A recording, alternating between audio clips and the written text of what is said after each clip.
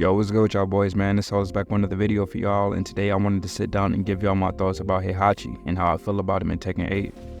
And I know I'm a little late to the party and shit like that. Like, there's niggas that already got him to God of Destruction on the first day. Like, yeah, I ain't built like that, you feel me? It takes me a good while to get used to a character. And for a good minute, I was trying to play him the same way I did in Tekken 7. And that shit was just not flying. But we'll get into all that later in the video. The first thing I did want to talk about was his difficulty, and I think he may have a case for being the hardest Mishima in the game, which in turn will probably make him the hardest character in the game. And I want to give props to Banco. Like, they actually made a DLC character very hard to play, and he's not even OP. Like, they didn't do what they did with Jin or Drag and just dumbed him down or gave him stupid crazy lows and shit like that. They actually made him very hard to play. And that goes to show how good of a character that he is, that people are still trying to play him and try him out even though he's very hard to play. Like, even the scrubby niggas is trying to play him. Like, when I'm playing ranked, I see these God Leos and Zafinas trying to play him in ranked. And they might be ass and they might be free as hell, but that just goes to show how good of a character that he is, that everybody is trying to play him. And also what I wanted to talk about is the overall changes from Tekken 7 that actually made him such a difficult character to play.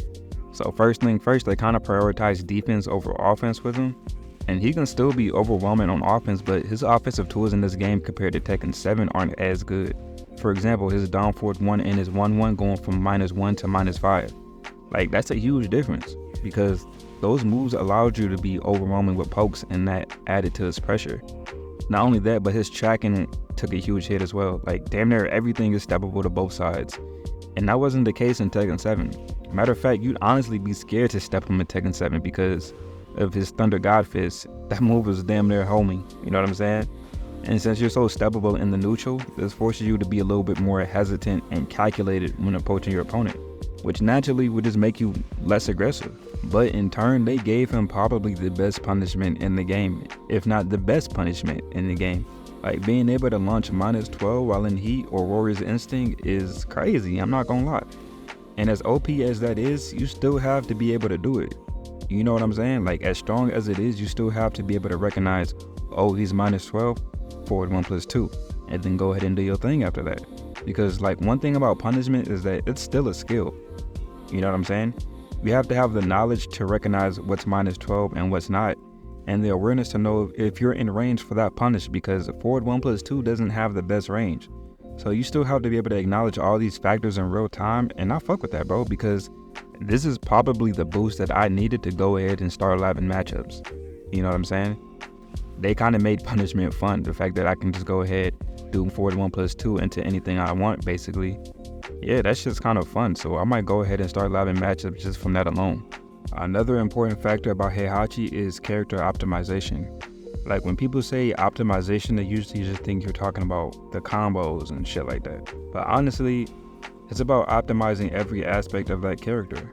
So for example, when you catch someone crouching with forward 4, you get a free follow-up after that. And most people, including myself, would do down forward 1 too, mainly because that's what we're used to doing, and because it's the easiest thing to do. But honestly, quarter circuit forward 2 is probably the best option. And you also have down forward 2 at the wall. And you also have back 1-4 if you're not at the wall, which probably gives the best Oki.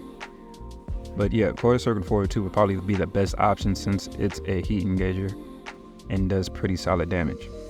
But yeah, man, and also optimizing your usage with Warrior Instinct, you know what I'm saying? Like, as OP as that install is, you still have to know how to use it and be able to use it.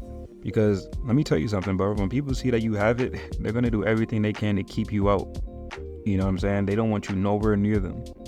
So you still have to be able to space properly, close distance properly, you know what I'm saying? Time your attacks properly.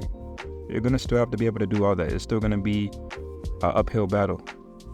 You know what I'm saying? So overall, I feel like with Heihachi in Tekken 8, you really have to outplay your opponent more than any character in the game right now.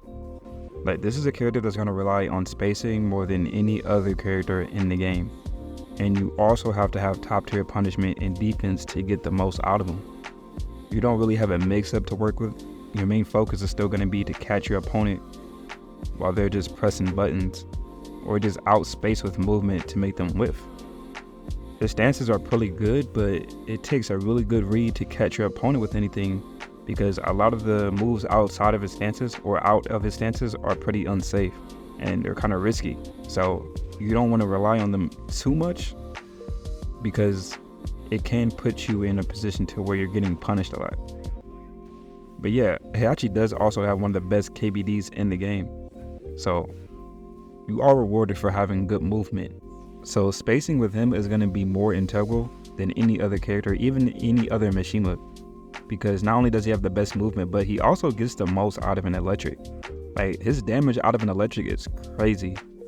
So if you haven't watched my spacing Mishima guide, and if you're an upcoming Heihachi player, then go ahead and take a look at that, because I think that'll help a lot. But yeah, man, other than that, that's all I got for y'all. I appreciate you if you made it this long in the video. If you haven't subscribed, go ahead and subscribe. You know what I'm saying? Mishima Gang on top. But with that being said, y'all be easy, and I'll catch y'all boys in the next video.